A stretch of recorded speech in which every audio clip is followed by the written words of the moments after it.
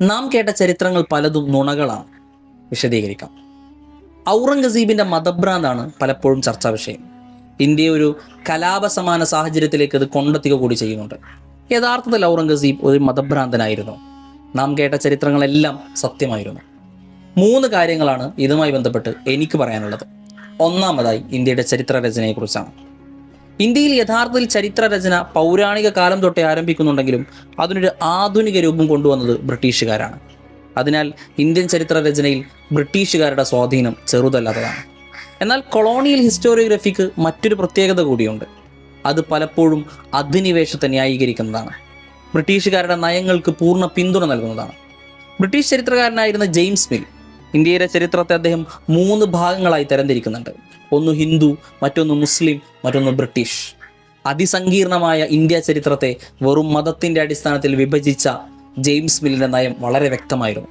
ബ്രിട്ടീഷുകാരുടെ divide and rule എന്ന നയത്തിന് പൂർണ്ണ പിന്തുണ നൽകാനായിരുന്നു അദ്ദേഹം ശ്രമിച്ചത്. ഹിന്ദു മുസ്ലിം എന്ന് വേർതിരിക്കുമ്പോൾ അതിൽ ഹിന്ദുക്കളുടെ ഭരണകാലത്ത് ഇന്ത്യയിൽ മുസ്ലിങ്ങൾ ജീവിച്ചിട്ടുണ്ട്. അവർ അവരുടെ ആചാരാനുഷ്ഠാനങ്ങളുമായി മുന്നോട്ട് പോയിട്ടുണ്ട്. മുസ്ലിം ഭരണകാലത്ത് ഡൽഹി സുൽത്താനേറ്റിൻ്റെ, മുഗൾ സാമ്രാജ്യത്തിൻ്റെ ഒക്കെ കാലഘട്ടങ്ങളിൽ ഇന്ത്യയിൽ ഹിന്ദുക്കൾ ജീവിച്ചിട്ടുണ്ട്. അവർ അവരുടെ ആചാരാനുഷ്ഠാനങ്ങളുമായി മുന്നോട്ട് പോയിട്ടുണ്ട്. പിന്നെ എന്തടിസ്ഥാനത്തിലാണ് മതത്തിൻ്റെ പേരിൽ ഈ ഒരു രാജ്യത്തിൻ്റെ ചരിത്രത്തെ വേർതിരിക്കുന്നത്? ബ്രിട്ടീഷ് ചരിത്രരചനയുടെ ഒരു പ്രത്യേകത ഇതാണ്. പലപ്പോഴും ഡിവൈഡ് ആൻഡ് റൂൾ, വിഭജിച്ച് ഭരിക്കുക എന്ന നയത്തിന് പൂർണ്ണ പിന്തുണ നൽകുന്ന ചരിത്രരചനയാണ് ബ്രിട്ടീഷുകാർ നടത്തിയിട്ടുള്ളത്. ഇന്ത്യയിൽ അവർക്ക് വിരുദ്ധരായ പലരെയും അവർ ഇത്തരത്തിൽ ഇന്ത്യക്കാർക്കിടയിൽ തന്നെ വെറുപ്പുണ്ടാക്കാൻ പാകത്തിൽ ഇത്തരത്തിലുള്ള ചരിത്രരചനകളിലൂടെ മതഭ്രാന്തന്മാരായും മോശക്കാരായും ചിത്രീകരിച്ചിട്ടുണ്ട്. ടിപ്പു സുൽത്താൻ മതഭ്രാന്തനായി ബ്രിട്ടീഷുകാർ ചിത്രീകരിച്ച ഒരു മനുഷ്യനാണ്. ബ്രിട്ടീഷുകാർക്കെതിരെ അതിശക്തമായി പോരാടിയ ഭരണാധികാരി. ഇന്ത്യയിൽ ബ്രിട്ടീഷുകാർക്ക് പാദസേവ ചെയ്യുന്ന ജന്മിമാർക്കെതിരെ ടിപ്പു സുൽത്താൻ നടപടികൾ എടുത്തിട്ടുണ്ട്. അത് ഹിന്ദു വിരുദ്ധ നടപടി എന്ന രീതിയിലാണ് പിന്നീട് ചരിത്രത്തിൽ രേഖപ്പെടുത്തപ്പെട്ടത്.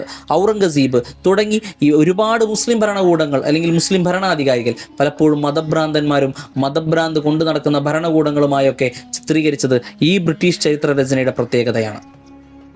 രണ്ടാമതായി, ഔറംഗസീബ് ഒരു ഹിന്ദു വിരുദ്ധനായിരുന്നു എന്നതാണ് ആരോപണം. യഥാർത്ഥത്തിൽ ഔറംഗസീബ് ഒരു ഹിന്ദു വിരുദ്ധനായിരുന്നു. അദ്ദേഹത്തിൻ്റെ രാജസദസ്സിൽ 30% പ്രഭുക്കന്മാരും ഹിന്ദു മതത്തിൽ നിന്നുള്ളവരായിരുന്നു എന്ന് ചരിത്രത്തിൽ കാണാൻ കഴിയും. അദ്ദേഹത്തിൻ്റെ സൈനിക മേധാവിമാരിൽ, മന്ത്രിമാരിൽ, ഉദ്യോഗസ്ഥരിലെല്ലാം ഹിന്ദുക്കളുടെ പ്രാതിനിധ്യം വളരെ ശക്തമായിരുന്നു എന്നും ചരിത്രത്തിൽ കാണാം. എങ്ങനെയാണ് ഒരു ഹിന്ദു വിരുദ്ധനായ ഭരണാധികാരിക്ക് ഇത്രത്തോളം ഹിന്ദു ഉദ്യോഗസ്ഥന്മാരെ നിയമിക്കാൻ കഴിയുന്നത്? മാത്രമല്ല, ഇന്ത്യയിലെ വിവിധങ്ങളായ അമ്പലങ്ങൾക്ക്, വിവിധങ്ങളായ ഹിന്ദു ക്ഷേത്രങ്ങൾക്ക് ഔറംഗസീബ് സാമ്പത്തികമായ സഹായങ്ങൾ നൽകിയിരുന്നു എന്ന് ചരിത്രത്തിൽ കാണാം. ഉജ്ജയിനിലെ മഹാകലേശ്വർ ക്ഷേത്രം, അതേപോലെ അലഹബാദിലെ സോംനാഥ് ടെമ്പിൾ, ചിത്രകൂടിലെ ബാലാജി ടെമ്പിൾ തുടങ്ങി നിരവധിയായ ക്ഷേത്രങ്ങൾക്ക്, അമ്പലങ്ങൾക്ക് ഔറംഗസീബിൻ്റെ സാമ്പത്തികമായ സഹായങ്ങൾ ലഭിച്ചിരുന്നു എന്ന് നമുക്ക് കാണാൻ കഴിയും. മാത്രമല്ല, അദ്ദേഹം നേരിട്ട് ഭൂമി നൽകിയ എത്രയോ ക്ഷേത്രങ്ങൾ വാരാണസിയിലും മഹാരാഷ്ട്രയിലുമായൊക്കെ ഉണ്ടായിരുന്നു എന്നും ചരിത്രത്തിൽ കാണാൻ കഴിയും. എങ്ങനെയാണ് ഒരു ഹിന്ദു വിരുദ്ധനായ ഭരണാധികാരിക്ക് ഹിന്ദുക്കളെ അധികാരത്തിലേക്ക് കൊണ്ടുവരാൻ അല്ലെങ്കിൽ അവരുടെ ക്ഷേത്രങ്ങൾക്ക് സാമ്പത്തികമായ സഹായങ്ങൾ നൽകാൻ കഴിയുന്നത്? മൂന്നാമതായി, ഔറംഗസീബ് ക്ഷേത്രങ്ങളെ തകർത്തിരുന്നു എന്നതാണ് ആരോപണം. ക്ഷേത്രങ്ങളെ തകർത്തിരുന്നത് മതത്തിൻ്റെ പേരിലാണ് എന്ന് നമുക്ക് പറയാൻ കഴിയില്ല. അന്നത്തെ രാഷ്ട്രീയ സാഹചര്യങ്ങളെ കൂടി നാം മനസ്സിലാക്കേണ്ടതുണ്ട്. ഹിന്ദു ഭരണാധികാരികൾ, ക്ഷേത്രങ്ങളെ തകർത്ത ഹിന്ദു ഭരണാധികാരികളും ഇന്ത്യയിൽ ഉണ്ടായിട്ടുണ്ട്. മറാത്തക്കാർ 1791 3ാം ആംഗ്ലോ മൈസൂർ വാറിൽ ടിപ്പു സുൽത്താനെതിരെയുള്ള പോരാട്ടത്തിൽ മറാത്തക്കാർ മൈസൂരിൻ്റെ ഭാഗമായിരുന്ന ശൃംഗേരി മഠം തകർത്തു എന്നതിൻ്റെ തെളിവുകളുണ്ട്. ആ ശൃംഗേരി മഠം പിന്നീട് ടിപ്പു സുൽത്താൻ്റെ സാമ്പത്തിക സഹായത്തോടെയാണ് പുതുക്കിപ്പണിയുന്നത്. ചുരുക്കി പറഞ്ഞാൽ അമ്പലങ്ങൾക്ക് നേരെ അല്ലെങ്കിൽ ക്ഷേത്രങ്ങൾക്ക് നേരെയുള്ള ആക്രമണങ്ങൾ മതത്തിൻ്റെ പേരിലായിരുന്നില്ല എന്ന് വ്യക്തം. അത് രാഷ്ട്രീയ സാഹചര്യങ്ങളായിരുന്നു. അന്നത്തെ സാഹചര്യങ്ങളിൽ പലപ്പോഴും രാഷ്ട്രീയ കേന്ദ്രങ്ങളായി പ്രവർത്തിച്ചിരുന്നത് അമ്പലങ്ങളായിരുന്നു എന്നതുകൊണ്ടാണ് അത്തരം നടപടികളിലേക്ക് പലപ്പോഴും ഭരണാധികാരികൾ കടന്നിട്ടുള്ളത്. അത് മതത്തിൻ്റെ അടിസ്ഥാനത്തിൽ അല്ലെങ്കിൽ മതഭ്രാന്ത് കൊണ്ടുണ്ടായ നടപടികളായിരുന്നില്ല എന്ന് വ്യക്തമാണ്.